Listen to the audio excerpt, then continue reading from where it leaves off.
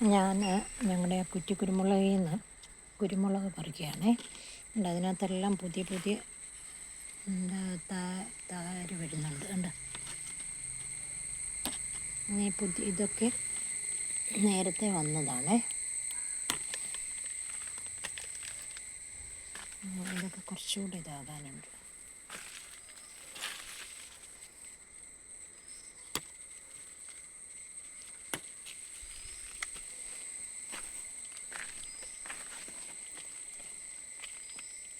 നമുക്കെല്ലാ ദിവസവും പച്ചക്കുരുമുളക് പറിക്കണമെന്നുണ്ടെങ്കിൽ ഇതുപോലെ കുറ്റിക്കുരുമുളകിനെ പറിക്കാൻ പറ്റുള്ളൂ.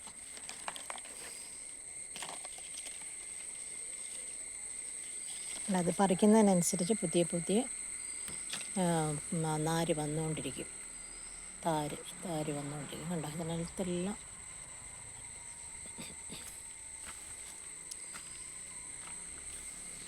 പുതിയതാണ്.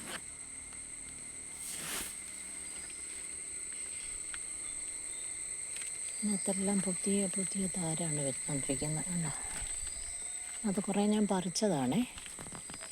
കുറേ കുരുമുളകൊക്കെ ഞാൻ പറിച്ചിട്ടുണ്ട് ഇതിനകത്തുനിന്ന്.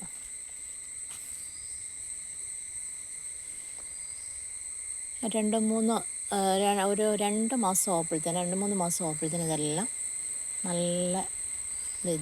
നല്ലതായിട്ട് നമുക്ക് പറിക്കാൻ പറ്റും. കണ്ടോ,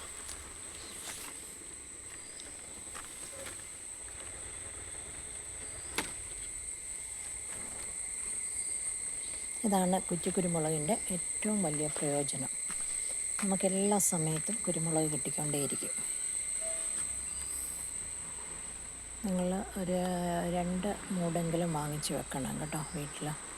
നമ്മുടെ ആവശ്യത്തിനുള്ള കുരുമുളക് എല്ലാ ദിവസവും കിട്ടാനും, അത് നമുക്ക് ആവശ്യം ഉള്ളപ്പോൾ എടുക്കുക, അല്ലാത്തപ്പോൾ നമ്മളത് ഉണക്കി യൂസ് ചെയ്യാൻ പറ്റും. ഉണ്ട്, അങ്ങനെയുണ്ട്.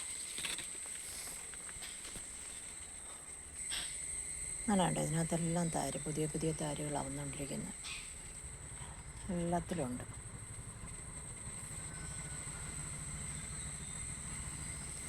കുറച്ച് ദിവസം മുമ്പിട്ട് ഞാൻ പറിച്ചതാണ്, പിന്നെ ഇടയിലൊക്കെ നിൽക്കുന്നതാണ്.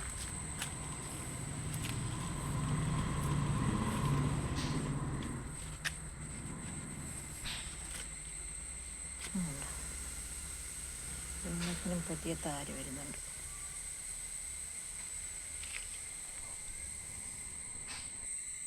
കണ്ടോ, ഇതാണെങ്കിൽ ഊതിൻ്റെ തൈകളാണേ.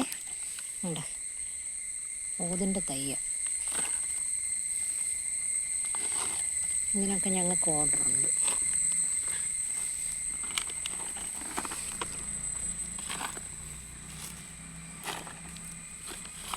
ഞങ്ങൾക്കിവിടെ ഊതിൻ്റെ വലിയ മരം ഒരു 4 നിൽപ്പുണ്ട് കേട്ടോ. അത് കെമിക്കൽ ട്രീറ്റ് ചെയ്തെങ്കിൽ അതിനകത്തുനിന്ന് നമുക്കതിൻ്റെ ഊതിൻ്റെ ഒരു സ്പ്രേ ഉണ്ടാക്കുന്നതുണ്ടല്ലോ, അതിൻ്റെ എന്തോ അതിന് പറയാൻ എനിക്കറിയത്തില്ല, അത് എടുക്കാൻ പറ്റുള്ളൂ. അത് ഇച്ചിരി പാടാണ് ഒക്കെ ട്രീറ്റൊക്കെ ചെയ്തെടുക്കുന്നതിനെ. ഇതൊക്കെ നല്ല കുറേ തൈകളുണ്ട്. ഇതൊക്കെ ഊതിൻ്റെ തൈകളാണ്. ഇത് കണ്ടോ, ഇത് ഒരു ഫിലോഡെൻഡ്രോണിൻ്റെ വേറൊരു വേരിയൻ്റാണേ. ഇത് കണ്ടോ, ഞങ്ങൾ കുറേ വെച്ചിട്ടുണ്ട്.